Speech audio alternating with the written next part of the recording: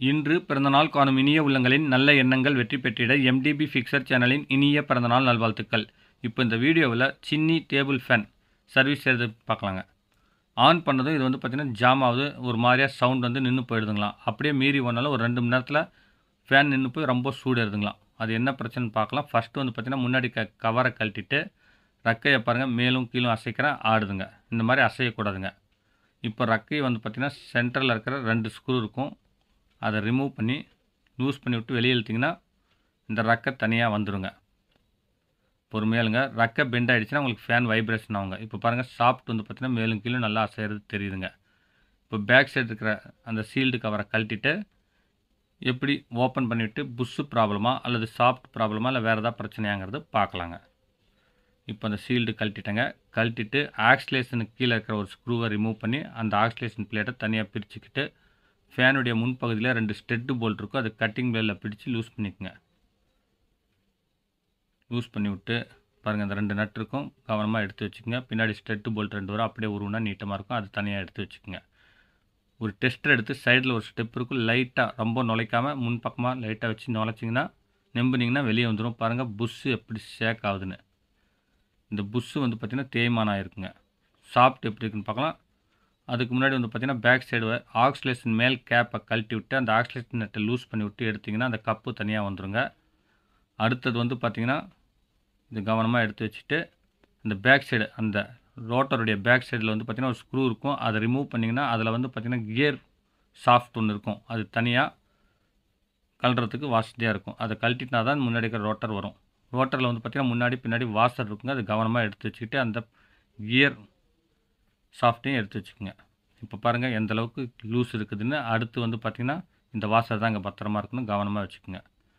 இப்போ புது புஷ்ஷு 2 வாங்கிட்டு வந்திருக்கேன். இந்த புஷ்ஷு கழட்டினோம்னா 3 ஸ்க்ரூ இருக்குங்க ஃப்ரண்ட் கேப்பில், அதை ரிமூவ் பண்ணிவிட்டு அந்த பிளேட் எடுத்துக்கங்க, ஸ்ப்ரிங் பிளேட். அடுத்ததாக பார்த்திங்கன்னா ஒரு ஃபார்ம் வாஷர், அதாவது பஞ்சு வாஷர் இருக்கும். அடுத்து புஷ்ஷு எடுத்து நல்லா சுத்தமாக தொடச்சி பார்க்குறேன். பேக் சைடு நல்லா தேய்மானம் இருக்குங்க, ஃப்ரண்ட் சைடில் கூராக இருக்கும். பேக் சைடில் பார்த்திங்கன்னா அந்த மாதிரி ஒரு குடம் சேஃபில் இருக்கும். பாருங்கள் எப்படி இருக்குன்னு, அது தேஞ்சிருக்கு. உங்களுக்கு வித்தியாசம் தெரியுதுங்களா? இந்த மாதிரி தேஞ்சிருந்தால் அந்த பிரச்சனை வருங்க. இப்போ புது சாஃப்ட்டில் பார்த்திங்கன்னா புஷ்ஷு போட்டு பார்க்குறோம். சாஃப்ட் நல்லாயிருக்கு, புஷ்ஷு உங்களுக்கு பர்ஃபெக்டாக இருக்குங்க. இந்த மாதிரி அளவு பார்த்து நீங்கள் வாங்கிட்டு தான் பாருங்கள். முன்பகுதியில் இந்த மாதிரி ஒரு ஹோல் இருக்கும், அதில் எதாவது அடைப்பு இருக்கான்னு அதை க்ளீன் பண்ணிக்கோங்க, தேங்காய் எண்ணெய் விடுறதுக்கு.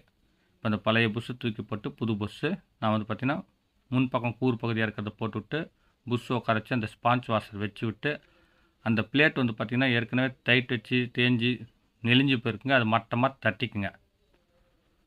மட்டமாக தட்டி விட்டு பிளேட் வாஷரை கரெக்டாக அதில் வச்சு சென்டராக அந்த 3 ஹோல்ஸும் கரெக்டாக இருக்கிற மாதிரி பார்த்து நார்மல் டைட் 3 பக்கமும் வச்சுட்டு புஷ்ஷு ஒரே நேராக இருக்கணுங்க.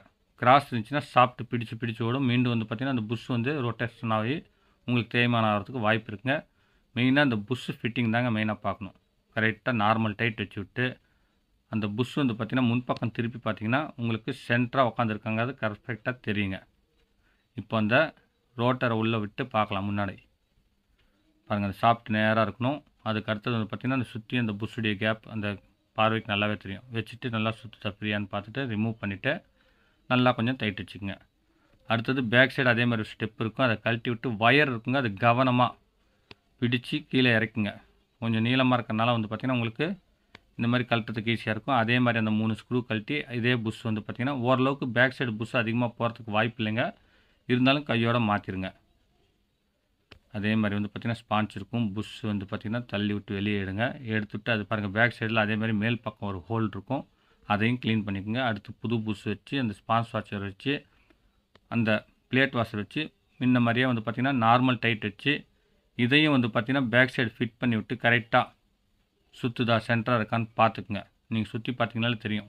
தகட்டில் இல்லாமல் சுற்றுறதுக்கப்புறம் பேக் கவர் மாட்டிக்குங்க, அதாவது அந்த கேப் மாட்டி விட்டு நல்லா ப்ரெஸ் பண்ணி உட்கார வச்சுட்டு அந்த லோடரில் லைட்டாக க்ரீஸ் அப்ளை பண்ணிக்கங்க. அந்த வாஷர் மிஸ் ஆகிடக்கூடாதுங்க. ஃபிக்ஸ் பண்ணிவிட்டு முன்பக்கமும் அதே மாதிரி க்ரீஸ் அந்த புஷ்ஷில் தடவி விட்டு நீங்கள் பார்த்திங்கன்னா முன்பக்கம் இருக்கிற அந்த கவரையும் மாட்டி விட்டு ஸ்டெட்டு போல்ட்டு போட்டுக்குங்க. பாருங்கள், மேல் பக்கம் அந்த ஹோல் ஆயில் விடுற ஹோல் மேல் பக்கம் இருக்கிற மாதிரி பார்த்து மாட்டிக்குங்க. மாட்டி விட்டு கொஞ்சம் க்ரீஸ் தடவி விட்டு அந்த ஸ்டெட்டு போல்ட்டில் உள்ளே நுழைச்சிக்குங்க நேராக. உங்களுக்கு வந்து பார்த்தீங்கன்னா கரெக்டாக இருந்தால் தான் அந்த ஸ்டெட்டு போல்ட்டு உங்களுக்கு சரியாக அந்த ஹோல்ஸ்க்கு வரும். அப்படி இல்லைனா அதுக்கு தகுந்த மாதிரி அட்ஜஸ்ட்மெண்ட் பண்ணிக்கங்க. சைட்லேயே வந்து பார்த்தீங்கன்னா ஒரு ஸ்டெப் மாதிரி இருக்கும்.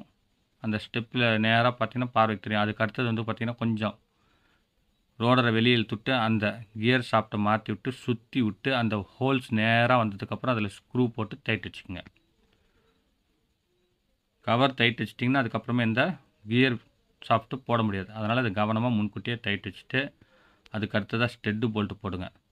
ஸ்டெட்டு போல்ட் போட்டு பின் பக்கம் வந்து பார்த்திங்கன்னா கட்டிங் பிளேடில் பிடிச்சிட்டு முன் பக்கமாக வந்து பார்த்திங்கன்னா நார்மல் டைட் 2 பக்கமும் ஒரே மாதிரியாக வைக்கணுங்க.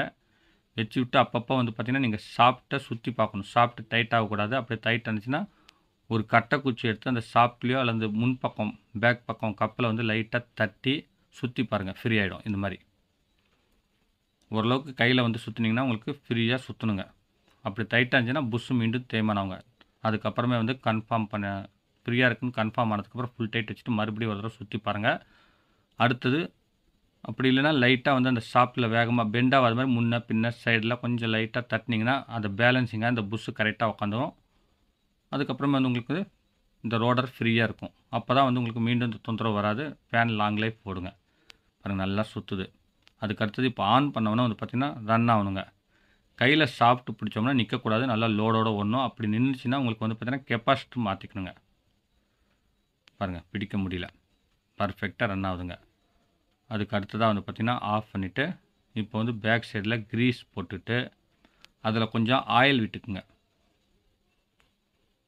இந்த மாதிரி இன்ஜின் ஆயில் இருந்துச்சுன்னா அதை ஊற்றிக்குங்க.